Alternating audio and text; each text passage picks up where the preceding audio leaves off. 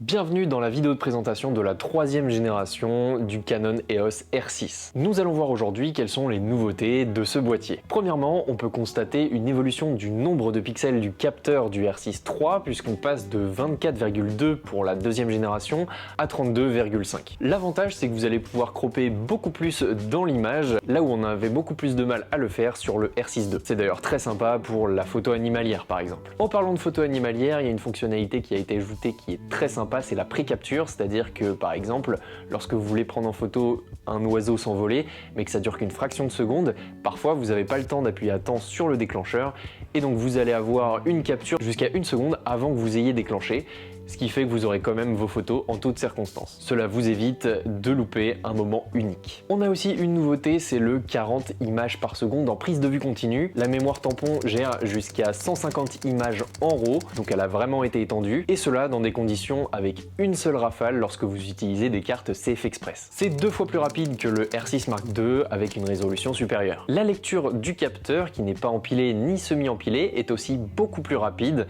Ça, c'est une merveille d'ingénierie de la part de Canon, et cette rapidité fera plaisir aux photographes sportifs, et puis ça réduit aussi le rolling shutter. Côté vidéo, le R6 III propose aussi de la 7K RAW Lite en interne, grâce aux technologies utilisées dans la gamme cinéma de Canon. On a un résultat avec des couleurs très fidèles et un niveau de détail remarquable. Le R6 III se modernise également en ajoutant l'enregistrement Open Gate, c'est-à-dire que vous enregistrez sur toute la hauteur du capteur 3,5, permettant aux vidéastes ou aux créateurs de contenu de ne plus choisir entre l'enregistrement vertical et l'enregistrement horizontal pour les différentes plateformes. Vous n'aurez donc plus à utiliser 2 appareils si vous possédez le R6 III. Bien sûr, toutes ces capacités font chauffer le boîtier et donc on a un enregistrement en continu pendant 30 minutes en 7K. Les prises de vue sont plus courtes mais plus qualitatives. L'autofocus ne change pas entre le R6 II et le R6 III, mais on a une densité de points autofocus qui est supérieure sur ce modèle R6 III. Ça permet un meilleur suivi des petits sujets. D'ailleurs, nouveauté dans la gamme des R6, on a maintenant l'enregistrement de visage permettant à l'autofocus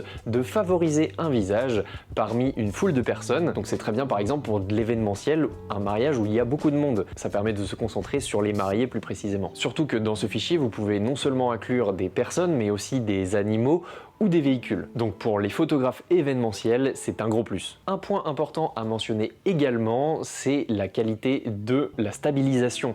Étant donné que le R6 III allie stabilisation optique et numérique, c'est parfait pour des photos à la main levée ou alors des vidéos dans des conditions très difficiles. Niveau connectivité, le R6 II possédait 2 slots de carte SD UHS 2 et le R6 III adopte une connectivité professionnelle avec toujours un port de carte SD UHS 2 mais avec un port de carte CF Express type B en plus. Alors c'est essentiel pour l'enregistrement en 7K et la libération du buffer. On a une nouveauté aussi en termes de connectivité, c'est l'HDMI qui a changé et qui passe sur un grand format pour augmenter sa robustesse. Le Wi-Fi 6E a également été intégré à ce boîtier pour augmenter la vitesse des transferts de fichiers sans fil. La batterie du R6 III est rétrocompatible avec les modèles précédents mais se révèle plus performante puisqu'on atteint 640 prises de vue avec cette nouvelle batterie contre 450 auparavant. Des outils de monitoring professionnel ont aussi été ajoutés sur la troisième version de ce R6 qui n'était pas utilisé dans la gamme grand public avant. Ce Canon EOS R6 III est donc un boîtier très polyvalent qui est amélioré par touche sur le domaine de la photo, mais saute un fossé en ce qui concerne la vidéo haute résolution. Il convient donc aux créateurs de contenu modernes en intégrant des outils qui étaient utilisés sur la caméra cinéma C50 de chez Canon, mais aussi aux photographes animaliers et sportifs, ainsi qu'aux convaincus de la marque, en ajoutant des fonctionnalités haut de gamme. Passer sur la troisième génération de ce R6 est donc pertinent si vous avez des utilisations spécifiques et que vous arrivez au bout des capacités du R6 II. En conclusion, ce R6 III est donc la version poussée aux extrêmes de ce que la gamme R6 était capable de faire jusqu'à présent. Si vous avez besoin de plus de renseignements concernant ce R6 III, n'hésitez pas à trouver la fiche produit directement sur le site Photo d'Enfer ou de venir en magasin 6 rue Victor Schœlcher dans le 14e arrondissement de Paris.